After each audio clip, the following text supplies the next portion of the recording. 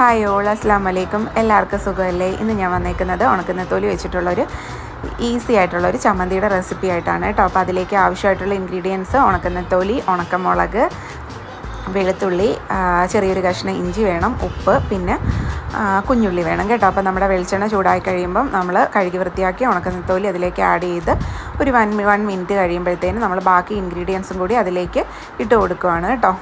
ഇട്ട് കൊടുത്തതിന് ശേഷം നന്നായിട്ട് കുക്ക് ചെയ്തെടുക്കുക. മെയിനായിട്ട് ശ്രദ്ധിക്കണം, നെത്തോലി ഒരുപാട് അങ്ങ് കരിമുരാന്നായി പോരുത്, എന്നാൽ നന്നായിട്ട് കുക്കാവുകയും വേണം.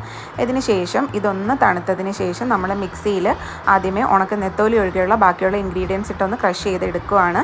എന്നതിന് ശേഷമാണ് നമ്മൾ നെത്തോലി അതിലേക്ക് ആഡ് ചെയ്യുന്നത്. അപ്പോൾ എല്ലാവരും എൻ്റെ വീഡിയോ ലൈക്ക് ചെയ്യുക, ഷെയർ ചെയ്യുക, കമൻറ്റ് ചെയ്യുക, എൻ്റെ ചാനൽ സബ്സ്ക്രൈബ് ചെയ്ത് സപ്പോർട്ട് ചെയ്യുക. അപ്പോൾ അതേ നമ്മൾ നെത്തോലി മിക്സിയിലേക്ക് ആഡ് ചെയ്ത് ജസ്റ്റ് ഒന്ന് ക്രഷ് ചെയ്തെടുക്കുകയാണ് കേട്ടോ.